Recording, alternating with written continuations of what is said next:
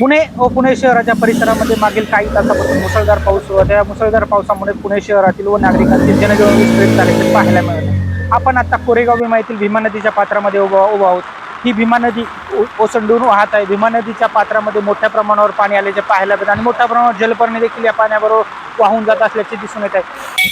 तर अनेक गावामधील स्मशानभूमी असतील, दशके उदे असतील, हे नदीकाठी असल्यामुळे ते देखील पाण्याखाली गेल्याचे पाहायला मिळाले. यामध्ये आळंदीमधून येणारी इंद्रायणी नदी देखील सोलापूरमध्ये मिळत असते आणि भीमा भामा इंद्रायणी या नद्यांचा संगम होऊन पुढे ही भीमा नदी वाहते. इंद्रायणी नदीचा विचार केला तर आळंदीमध्ये इंद्रायणी नदी मोठ्या प्रमाणावर वाहत असल्याचे पाहायला मिळतं. आळंदी शहरामध्ये येणारे चारही पाण्याखाली गेल्याने आळंदीमधील नागरिकांना प्रशासनाच्या वतीने सतर्कतेचा इशारा दिल्याचे पाहायला मिळतं. आळंदीमधील चारही रस्ते पाण्याखाली गेल्याने येणाऱ्या भाविकांची देखील गैरसोय झाल्याचे पाहायला मिळाले. अनेक ठिकाणी नागरिक अडकण्याच्या घटना देखील समोर आल्या होत्या, परंतु प्रशासनाने योग्य ती खबरदारी घेत सर्वांना बाहेर काढल्याचे पाहायला मिळत आहे. आळंदीमधील चारही रस्ते प्रशासनाच्या वतीने बंद करण्यात आले आहे, परंतु जे काही वारीच्या निमित्ताने जे भाविक वारकरी आळंदी शहराकडे निघालेले त्यांनी आहे त्याच ठिकाणी थांबावे असे प्रशासनाच्या वतीने आव्हान करण्यात येत आहे. अजूनही पावसाचा जोर कायम असल्याचे पाहायला मिळत आहे. अजूनही मुसळधार पाऊस वाहत आहे.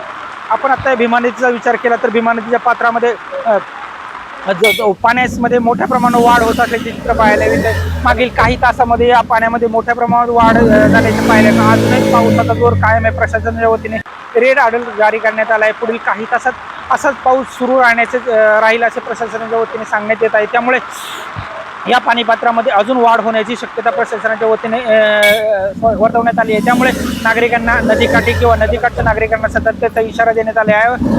नदीकाठी असणाऱ्या नागरिकांना स्थलांतरित देखील प्रशासनाच्या वतीने करण्यात येत आहे.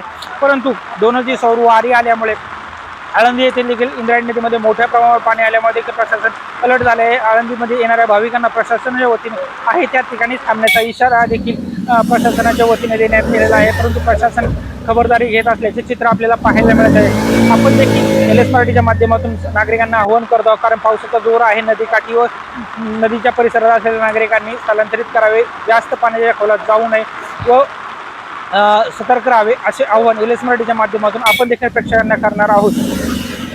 परंतु हा पावसाचा जोर अजूनही कायम असल्याचे चित्र पाहायला मिळत आहे. येत्या काही काळात देखील हा पाऊस असाच पडत राहण्याचा अंदाज प्रशासनाच्या वतीने देण्यात आला आहे. त्यामुळे नागरिकांनी खबरदारी घ्यावी. सचिन धुमाळ, LS मराठी, शिरूर, पुणे.